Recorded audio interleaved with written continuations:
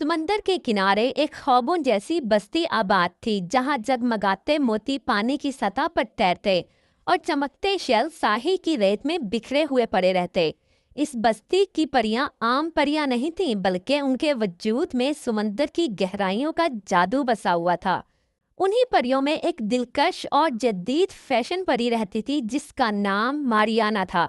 उसका अंदाज फैशन से भरपूर और फिर भी मासूमियत से लबरेज था। मगर सबसे बड़ी पहचान उसका शौक था। वो समंदर के किनारे जाकर रंग बिरंगे शेल जमा करती और उनसे जेवरात बनाती थी। उसके बने जेवरात में एक नरम सी रोशनी झलकती, जैसे इनमें कोई दिल की धड़कन धड़क रही हो। मारियाना का कमरा गोया एक जादुई खजाना था। वहाँ हर कोने में मुख्तलिफ रंगों के शेल्स पड़े रहते जो सुनहरी रोशनी के रंग बिखेरते थे।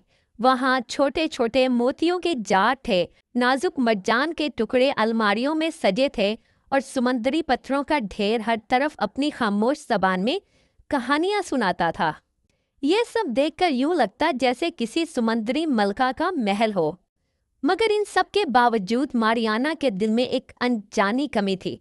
वो अक्सर महसूस करती थी कि जैसे जिंदगी में कोई राज अभी खुलना बाकी है, कोई लम्हा उसके इंतजार में है। एक दिन मारियाना साहिल पर शेल जमा कर रही थी। अचानक उसकी नजर रेत के नीचे से उभरती हुई एक सुनहरी चमक पर पड़ी। तजस्सुस के मारे वो झुक गई और हाथों से रेत हटाने लगी। कुछ ही लम्हों में एक पुरअसरार सुनहरी डब्बा जाहिर हुआ। मारियाना का दिल जोर जोर से धड़कने लगा। जैसे ही उसने डब्बे को छुआ, वो खुद ही खुल गया। डब्बे में एक जोड़ी हरी चूड़ियां रखी हुई थी। ये चूड़ियां सब्ज रंग से भी ज्यादा जगमगा रही थीं। मारियाना ने उनकी तरफ हैरत से देखा और कहा, ये तो जैसे मेरी अपनी शेल ज्वेलरी की शक्ल लगती है। मारियाना ने तजस्सुस में आके चूड़ियां पहन लीं। उस रात जब वो सोई तो पहली बार उसे एक अनोखा ख्वाब आया।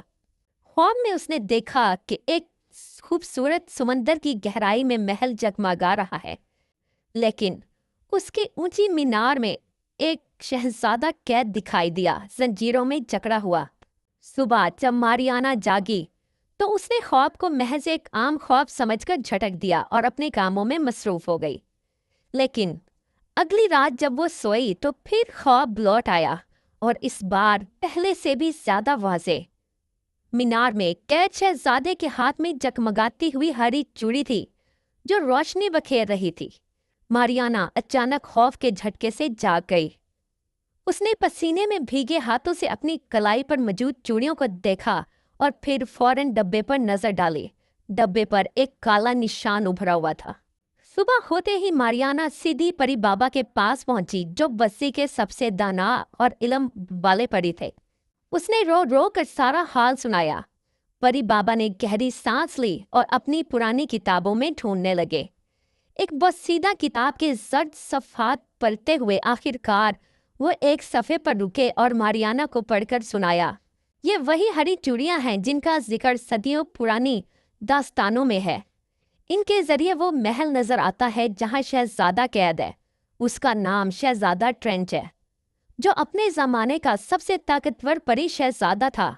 एक हसद भरी जादूगरनी ने उसे कैद कर लिया ताकि उसकी ताकत पर हुक्मरानी कर सके। अब इन चूड़ियों के जरिए ही तुम उस तक पहुंच सकती हो। मारियाना की आंखों में अज़म की रोशनी जागी। उसने कहा, परी बाबा, मैं तैयार हूँ। मैं ट्रेंच को बचाऊंगी, चाहे कुछ भी हो जाए। परी बाबा ने सर हिलाया और हिदायत दी, अगर तुम वाकई उस महल तक जाना चाहती हो तो चूड़ियां पहनकर समंदर के किनारे खड़ी हो जाना। फिर 3 बार ये जुमला कहना कि हरी चूड़ियों के लिए रास्ता बनाओ। उसके बाद समंदर खुद रास्ता खोल देगा और तुम्हें महल तक ले जाएगा। लेकिन याद रखना कि रास्ता सिर्फ उनके लिए खुलता है जिनका दिल सच्चा और नीयत साफ हो। मारियाना ने इस बात में सर हिलाया और उसी रात जब चांदनी लहरों पर चमक रही थी, वो चूड़ियां पहनकर साहिल पर जा खड़ी हुई। उसने अपनी आंखें बंद की और 3 बार कहा, हरी चूड़ियों के लिए रास्ता बनाओ। अचानक समंदर की लहरें हिलने लगी और उनके बीच एक जगमगाता रास्ता उभरा। मारियाना ने हिम्मत करके कदम रखा। जैसे जैसे वो आगे बढ़ती गई समंदर खुलता गया। नीचे रंग बिरंगी मछलियां कतार बनाकर तैर रही थी और ऊपर जुगनुओं जैसे दीपक चमक रहे थे। इसका दिल तेजी से धड़क रहा था। आखिरकार रोशनी का रास्ता उसे समंदर की तह में ले गया, जहां ख्वाबों वाला किला अपनी पूरी शान से खड़ा था। किले के अंदर मारियाना ने ट्रेंच को जंजीरों में जकड़े हुए पाया। उसके चेहरे पर थकन और उदासी थी, मगर आंखों में उम्मीद झलक रही थी। जैसे ही मारियाना करीब पहुंची, किला लरज उठा और अचानक एक जोरदार कहका गूंजा।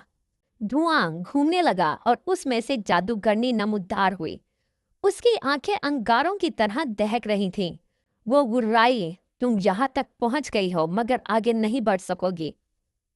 जादूगरनी ने अपनी छड़ी घुमाई तो महल के दीवारों पर स्याह शोले लपकने लगे।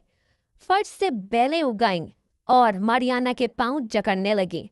उसने घबरा कर जैसे अपने हार को छुआ, उसकी रोशनी से बेलें जलकर राख हो गईं। जादूगरनी ने कहका लगाया और सैकड़ों स्याह कौवे पैदा करके मारियाना पर छोड़ दिए। मारियाना ने अपनी अंगूठियां मुट्ठी में भींची तो उनसे बिजली की कड़क निकली और कौवे गायब हो गए। लेकिन लड़ाई के साथ साथ मारियाना को कमजोरी महसूस होने लगी। चूड़ियां उसकी तवनाई चूस रही थीं और वो घुटने के बल गिरने लगी।